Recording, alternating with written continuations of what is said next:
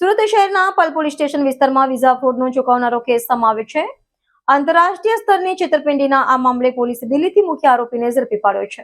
પલ પોલીસમાં એક ફરિયાદ નોંધાતા તપાસ શરૂ કરવામાં આવી હતી। તપાસ દરમિયાન પોલીસને ખબર પડી કે વિઝા એજન્ટ અંકુર પટેલ નામના શખ્સે 23 જેટલા ક્લાયન્ટ્સ પાસેથી વિઝા કરાવી આપવાના બહાને ₹39 લાખ લઈ લીધા હતા।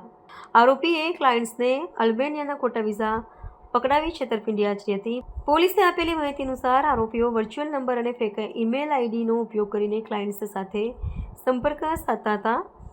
નાણાંની લેવડ દેવડ માટે આંગડિયા મારફતે દિલ્હીમાં રકમ મંગાવવામાં આવી હતી, જેથી શોધખોળમાં ગૂંચ ઊભી થઈ।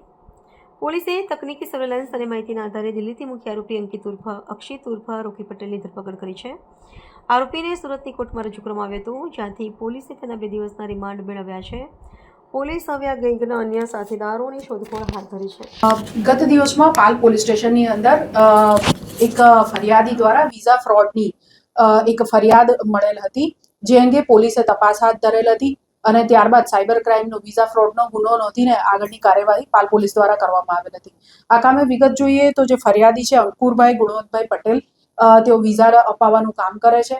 તેઓની સાથે થોડા ગત વર્ષમાં એક વ્યક્તિએ વર્ચ્યુઅલ નંબરથી વાત કરીને પોતે વિઝા લોકોને અપાવવાનું કામ કરતો હોવાનું જણાવીને એમની પાસેથી અલગ અલગ સમયે આંગડિયા દિલ્હી ખાતે કરાવીને 39 લાખ રૂપિયા જેટલી મોટી રકમ 23 ક્લાયન્ટ માટે પડાવી લીધેલ હતી। ત્યારબાદ જ્યારે ક્લાયન્ટ્સને અલ્બેનિયાના વિઝા વગેરે જે પ્રોવાઈડ કર્યા હતા એ ફેક હોવાનું ધ્યાનમાં આવ્યું અને ત્યારબાદ આ મોબાઈલ નંબર અલગ અલગ જેનાથી વાત થતી હતી અને જે ઈમેલ આઈડી સાથે ઇન્ટરેક્શન થતું હતું એ બધું બંધ થઈ ગયેલું હતું। આ બાબતે ચાલુ વર્ષે પોલીસને ફરિયાદ મળતા તેઓએ આમાં ટેકનિકલ ઇન્વેસ્ટિગેશન કરીને દિલ્હી ખાતેથી આ વિઝા ફ્રોડ કરતા આરોપીઓની ગેંગનો પર્દાફાશ કર્યો છે અને એમાંથી એક આરોપીને દિલ્હી ખાતેથી પકડી પાડ્યો છે। આ કામે પાલ પોલીસ દ્વારા અંકિત ઉર્ફે અક્ષિત ઉર્ફે રાજ ઉર્ફે રોકી અશોકભાઈ પટેલની ધરપકડ કરવામાં આવેલ છે, જેણે રોકી પટેલ બનીને રાજ પટેલ બનીને ફરિયાદી સાથે વાતચીત કરીને આંગડિયા દ્વારા નાણાં લઈને છેતરપિંડી કરી હતી અને બદલ ખોટા ફ્રોડ વિઝા પૂરા પાડ્યા હતા।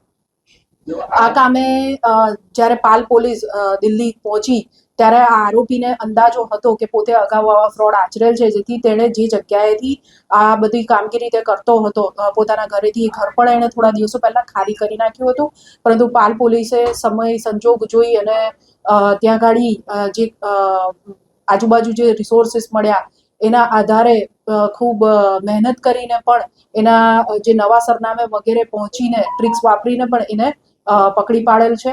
હાલ આરોપી રિમાન્ડ હેઠળ છે અને 2 દિવસના રિમાન્ડ મેળવવામાં આવેલ છે। આ આરોપીએ અન્ય કેટલા લોકો સાથે આ રીતનું ફ્રોડ કર્યું છે અને એની સાથીદારો કોણ કોણ છે, અત્યારે ક્યાં છે વગેરે તમામ મુદ્દાઓ અંગે અત્યારે પાલ પોલીસ સ્ટેશનમાં તપાસ ચાલુ છે। તમે કેટલા સમયથી આ કામ?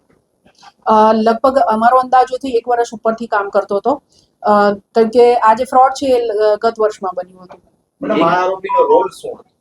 આ આરોપી જેમ મેં આગળ કીધું કે રોકી પટેલ કે રાજ પટેલ બનીને જે અંકિત છે એ અલગ અલગ વર્ચ્યુઅલ નંબરથી ને અલગ અલગ મેલ આઈડી બનાવીને લોકોનો સંપર્ક સાધતો હતો। અહીંયા જે ફરિયાદી છે એમનો તે વોટ્સઅપ મારફતે સંપર્ક સાધેલો હતો અને એ પ્રમાણે એ પૈસા મંગાવતો હતો કે હું તમને વિઝા કરાવી આપીશ અને ત્યાર પછી ફ્રોડ એટલે કે ફેક વિઝા આપતો હતો, જે પોલીસ દ્વારા તપાસમાં અને ફરિયાદી દ્વારા પણ જ્યારે અલ્બેનિયાની એમ્બેસીને વેરિફિકેશન માટે મોકલવામાં આવ્યું ત્યારે ત્યાંથી જવાબ આવ્યો કે આ ફરજી વિઝા છે।